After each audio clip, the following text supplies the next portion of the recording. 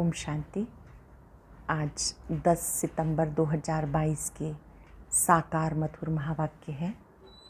आज की मधुर मुरली में बाबा बच्चों को याद का महत्व और सर्विस की भिन्न भिन्न युक्तियाँ समझा रहे हैं। बाबा बहुत मीठी सी बात कान में कह रहे हैं कि मीठे बच्चे, तुम्हें याद से पुण्य जमा करना है। जब तुम बच्चे मुझे याद करते हो, आत्मा पावन बन जाती है। चलते चलते कोई भी पाप ना हो, इस बात का ध्यान रखना है। कोई संग दोष में आ जाते हैं, विकर्म करने लगते हैं, पुण्य आत्मा के बदले पाप आत्मा बन जाते हैं।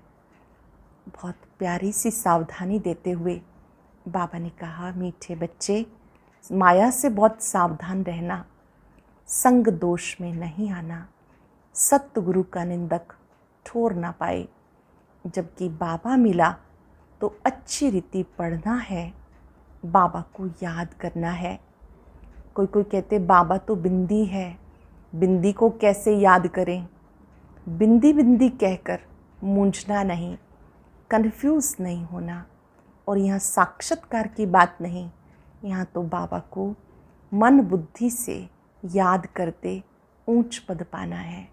जैसे मम्मा सर्विस करती है, कितना ऊंच पद पाती है, ऐसे आप बच्चों को भी मम्मा की तरह से सेवा की लगन होनी चाहिए, सेवा की भिन्न भिन्न युक्तियाँ रचनी चाहिए। बाबा बच्चों को याद दिलाते, तुम ही देवता थे, तुम्हें फिर से बनना है। और उसके लिए इस संगम युग पर कर्म गति का ध्यान रखना है। सुनते हैं बाबा के मधुर बोल। बाबा के शब्दों में बाबा कहते, मीठे बच्चे, आपस में मिलकर इस कलयुगी दुनिया से दुख के छप्पर को उठाना है। आपस में मिलकर इस कलयुगी दुनिया से दुख के छप्पर को उठाना है। बाबा को याद करने का पुण्य करना है। क्वेश्चन है, ज्ञान की अविनाशी प्रारब्ध होते भी कई बच्चों के पुण्य का खाता जमा होने की बजाय खत्म हो जाता है। कैसे? जमा का खाता न होकर पाप का खाता बन जाता है। कैसे? क्योंकि पुण्य करते करते बीच में पाप कर लेते हैं। ज्ञानी तो आत्मा कहलाते हुए संग दोष में आकर कोई पाप किया तो उस पाप के कारण किए हुए पुण्य खत्म हो जाते हैं।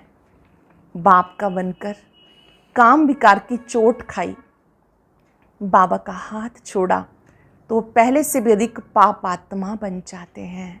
सावधान रहना है। बाबा का बनकर बाबा का हाथ छोड़ा तो पाप आत्मा बन जाते, उसे कुल कलंकित कहा जाता। वो बहुत कड़ी सजा के भागी बन जाते हैं। सतगुरु की निंदा कराने के कारण उन्हें ठोर मिल नहीं सकता। बाबा गुरुओं का गुरु सतगुरु है, उनकी निंदा कराते हैं तो ठोर मिल नहीं सकता। ओम शांति। रूहानी बाप रूहानी बच्चों के साथ रूहान कर रहे हैं।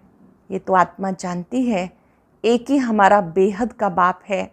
ये तो बच्चे समझ गए हैं। मंजिल है मुक्ति, जीवन मुक्ति की। मुक्ति के लिए याद की यात्रा जरूरी है। जीवन मुक्ति के लिए रचना के आदि मध्यंत को जानना जरूरी है। अब है दोनों ही सहज।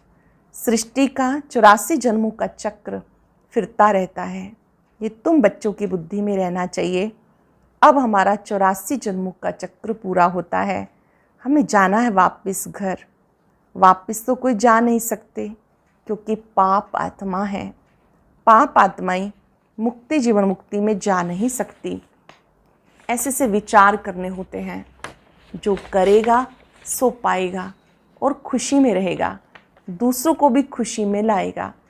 तुम बच्चों को कृपा व मेहर करनी है, सबको रास्ता बताने की, समझाना है। तुम्हारी आत्मा सतो प्रधान से तमो प्रधान बन गई, इसलिए वापस नहीं जा सकती। पुकारते हैं पतित पावनाओ। बच्चे जानते अभी पुरुषोत्तम संगम युग है। ये भी किसी को अच्छी रीति याद रहता, किसी को याद नहीं रहता। अंडरलाइन कर लेंगे। ये पुरुषोत्तम संगम युग है। ये बात अच्छी रीति याद करनी है। कईयों को याद रहता है, कईयों को नहीं रहता, घड़ी घड़ी भूल जाते हैं। परंतु तुम्हें अगर संगम युग याद रहे तो खुशी का पारा चढ़ा रहे, बाप टीचर याद रहे तो खुशी का पारा चढ़ा रहे। किसको बड़ा रोला बीच में पड़ता, किसको थोड़ा पड़ता, पड़ता ज़रूर है। किसी को थोड़ा विघन पड़ता है, किसी को ज़्यादा पड़ता है, पड़ता ज़रूर है। कई ऊपर जाकर फिर नीचे आ जाते, कोई की अवस्था अच्छी होती तो दिल पर चढ़ जाते, फिर नीचे गिरते हैं तो की कमाई चट हो जाती है। जैसे दुनिया में कितना दान पुण्य करते हैं इसलिए कि पुण्य आत्मा बने। फिर अगर पुण्य करते करते पाप कर्म करने लग पड़ते हैं तो पाप आत्मा बन जाते हैं। पुण्य करते करते पाप करने लगे तो पाप आत्मा बन जाते हैं। तुम्हारा पुण्य है बाप को याद करना। पाप करते करते कहाँ पहुँच गए? याद से तुम्हारी आत्मा पुण्य आत्मा बनती है। अगर बाप को भूल जाए, दूसरे का संग लग जाए तो बहुत पाप करने से जो कुछ पुण्य किया वो भी खत्म हो जाता है। समझो आज दान पुण्य करते हैं, सेंटर खोलते हैं, कल फिर बेमुख हो जाते तो पहले से भी जास्ती गिर जाते हैं, क्योंकि पाप करते हैं तो वो खाता जमा के बदले ना हो जाता है। पहले बहुत अच्छी सर्विस करते थे, बात मत पूछो, फिर एकदम गिर जाते हैं, शादी कर लेते हैं, पहले से भी जास्ती खराब हो जाते हैं। पाप करने से फिर वो पाप का बोझा चढ़ता रहता है। जमा और ना की जैसे कि मुरादी संभाली जाती है, कमाई संभाली जाती है, परंतु इन बातों को कोई समझने वाला ही समझे। पाप भी कोई हल्का कोई बड़ा होता है। काम का सबसे कड़ा क्रोध सेकंड, लोभ उससे कम, मोह उससे कम नंबरवार होते हैं। काम की चोट खाने से फायदे के बदले नुकसान हो जाता है, क्योंकि सतगुरु की निंदा कराई तो ठोर नहीं पा सकते, वो दिल से उतर जाएंगे। बाप का बनकर बाबा को छोड़ देते फिर उसके कर्म पर भी होता है। कारण क्या? चल ना सका। अक्सर करके काम की चोट जास्ती लगती है, यही मुख्य दुश्मन है। कब सुना क्रोध की एफिजी जलाई? नहीं, कामी की बनाते हैं। रावण ठहरा। बाप कहते काम पर जीत पहने से जगत जीत बन जाएंगे। बिल्कुल हरा बैठे हैं तो जीत के बदले हार हो जाती। बाप को बुलाते हैं, पतित पावन आओ। काम से बहुत पीड़ित होते हैं, फिर कहते बाबा काला मुँह कर दिया। बाबा कहेंगे तुम तो कुल कलंकित हो। क्रोध व मोह के लिए ऐसा नहीं कहेंगे, सारा मदार है काम पर। बुलाते हैं, हे पतित पावन आओ। बाबा आया है फिर भी पतित बनते रहे तो बाप क्या कहेंगे? बाबा आया है पावन बनाने, फिर भी पतित बनते रहे तो बाप क्या कहेंगे? साधु संत आदि सब कोई पुकारते हैं पतित पावन आओ, अर्थ कोई नहीं समझते। कोई मानते हैं हाँ आने वाला है जो नई दुनिया स्थापन करेंगे, परंतु टाइम बहुत लंबा दे देने से घोर अंधियारे में गिर पड़ते हैं। ज्ञान और अज्ञान है ना, बाबा समझाते भक्ति में तुम जिसकी पूजा करते आए उसे जानते नहीं तो वो भक्ति किस काम की। ना जानने के कारण जो कुछ करते वह निष्फल हो जाता है। मनुष्य समझते दान पुण्य करने से फल मिलता है, परंतु वह है अल्पकाल के लिए, कागविष्ठा के समान सुख। सन्यासी भी कहते हैं ये दुनिया में जो सुख मिलता है कागविष्ठा समान है, बाकी सब दुख ही दुख है। बाप कहते माम एकम याद करो, सारे दुख दूर हो जाएंगे। केवल एक मुझे याद करो, दुख दूर हो जाएंगे। विचार करो हम कितना याद करते हैं, जो पुराना हिसाब ख़त्म भी हो नया जमा भी हो। कितना कोई जमा करते हैं, इसमें धन आदि की बात नहीं, ये तो है कि पाप कैसे मिटे। मूल बात है पवित्र बनने की। ऐसे भी नहीं समझो कि बाबा को लिख कर देने से कोई जन्म जन्मांतर का ख़त्म हो जाएगा। पापों का बोझा जन्म जन्मांतर का बहुत है, वह सब नहीं कटते हैं। इस जन्म में जो किए उसकी हल्काई हो जाती, बाकी जो मेहनत बहुत करनी पड़े जितना याद में रहेंगे पापों का बोझा हल्का होता जाएगा। कोई बच्चे बहुत मेहनत करते हैं, लाखों को रास्ता बताते हैं, 84 जन्मों का चक्र समझाते, जन्मों के हिसाब को तुम जानते हो। विचार करो कितना योग बल है, तुम्हारा जन्म कब होगा? सतयुग आदि में हो सकेगा। जो बहुत पुरुषार्थ करेंगे वो सतयुग आदि में जन्म ले सकेंगे। वह कोई छिपा थोड़ा ही रहेगा। ऐसे मत समझो सब कोई सतयुग में आएंगे, कोई तो पिछाड़ी में आकर थोड़ा बहुत ले लेते हैं। जो जास्ती कमाई करते हैं वो जल्दी आ जाते हैं, कम कमाई करते हैं तो देरी से आते हैं। इसलिए बाबा को बहुत याद करना चाहिए और है भी बहुत सहज। जो अच्छी रीति याद करेंगे उनको बहुत खुशी रहेगी। जो अच्छी रीति याद करेंगे उन्हें बहुत खुशी रहेगी। हम जल्दी नई दुनिया में आएंगे। राजा बनना है तो प्रजा भी बनानी है। प्रजा ही नहीं बनाएंगे तो राजा कैसे बनेंगे? कोई सेंटर खोलते हैं, उनकी कमाई भी बहुत होती है, फ़ायदा होता है तो 2-3 सेंटर भी खोलते हैं। सेंटर तो बाबा भी खोलते रहते, जो करते हैं उनका हिसाब उसमें आ जाता है। मिलकर तुम सब दुख का छप्पर उठाते हो ना, सबका कंधा मिलता है ना, तो हिसाब सबको मिलता है। अर्थात जब सब मिलके सहयोगी बनते हैं किसी कार्य में, पुण्य भी सबको मिलता है। जितना मेहनत करते हैं उतना ऊंच पद मिलेगा। उनको खुशी भी बहुत होगी। देखा जाता कितनों का उद्धार किया। सर्विस बहुत अच्छी करते रहते। जैसे मिसाल देते मम्मा का, मम्मा ने बहुत अच्छी सर्विस की, उनका कितना कल्याण हो गया। मूल बात है सर्विस करने की। योग की भी सर्विस है ना, डायरेक्शन मिलते रहते, कैसे याद करना है। ये बिंदी का राज भी बाबा ने समझाया। अब आगे चल और भी सुनाते रहेंगे। दिन प्रतिदिन उन्नति होती जाएगी, पॉइंट्स निकलती रहती। बहुत डिफ़िकल्ट भी नहीं, सहज भी नहीं। जो सर्विस में तत्पर हैं वो झट पॉइंट को पकड़ लेते हैं। जो सर्विस में नहीं रहते उनकी बुद्धि में कुछ भी नहीं बैठता।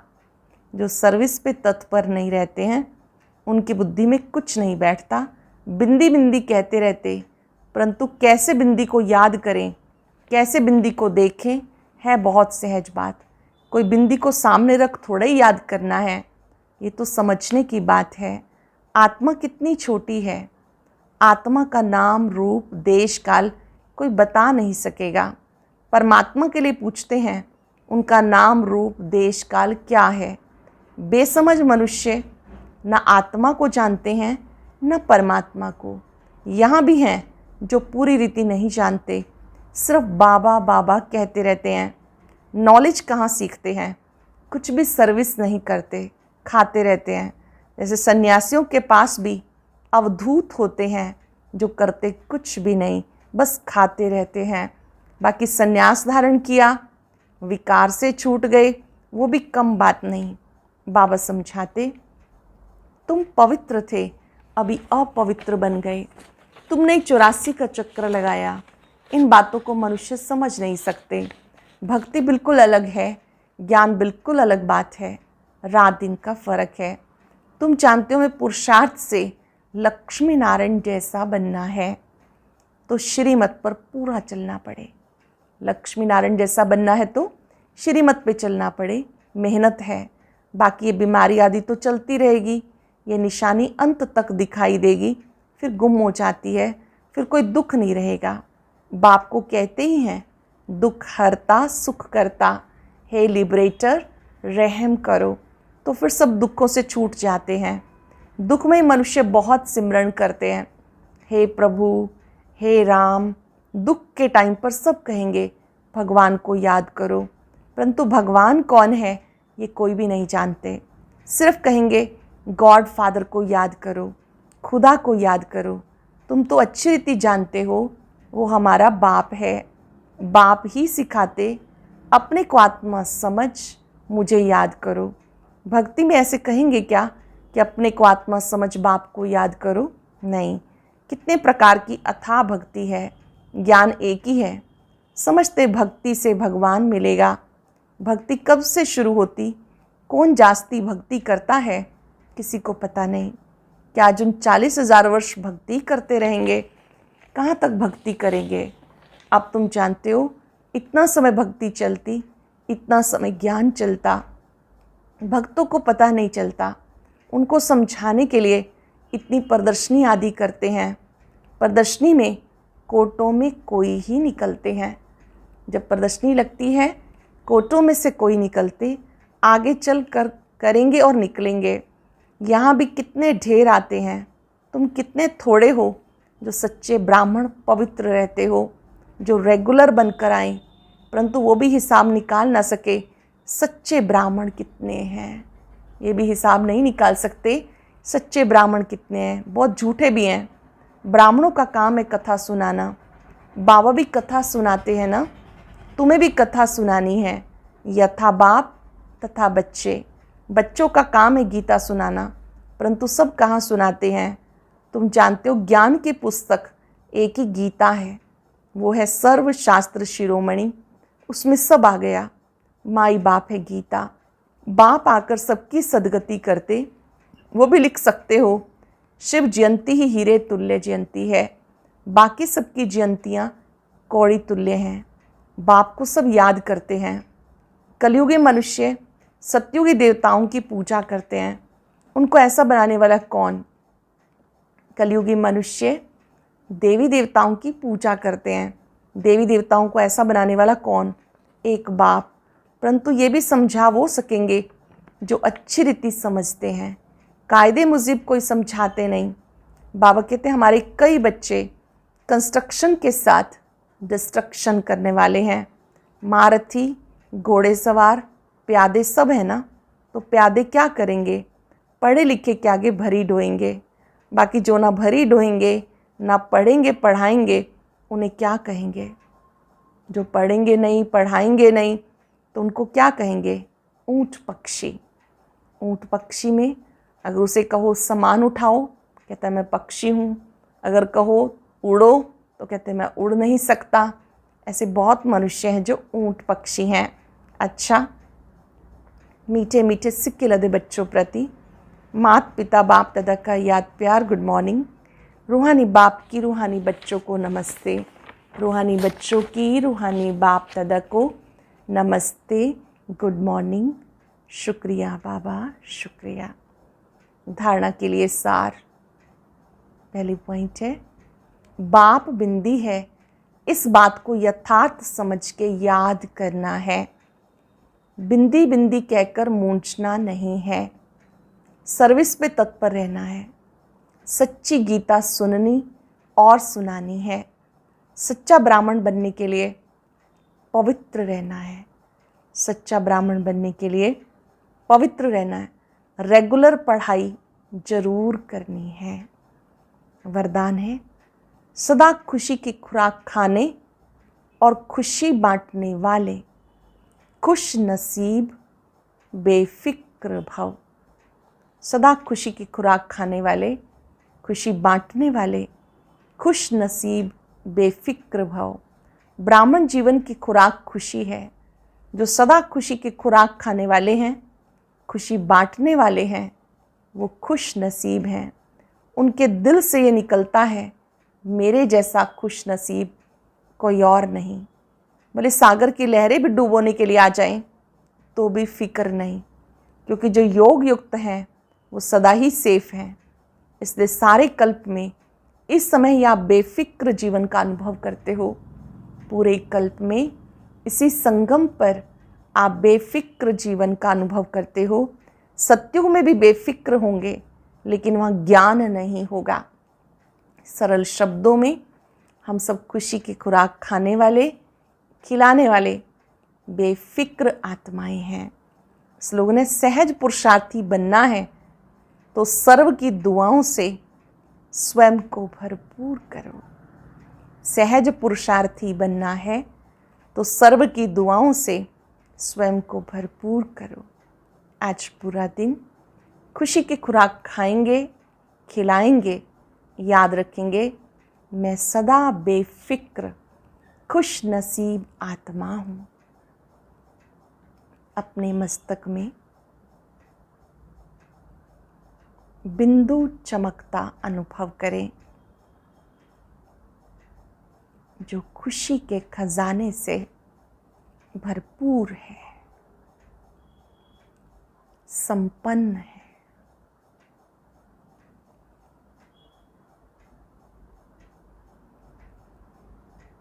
खुशी मेरा खजाना है। स्वयं परम पिता ने मुझे ये भंडार देकर खुशी के खजाने से भरपूर किया है। मैं बेफिक्र हूँ, चिंता मुक्त हूँ।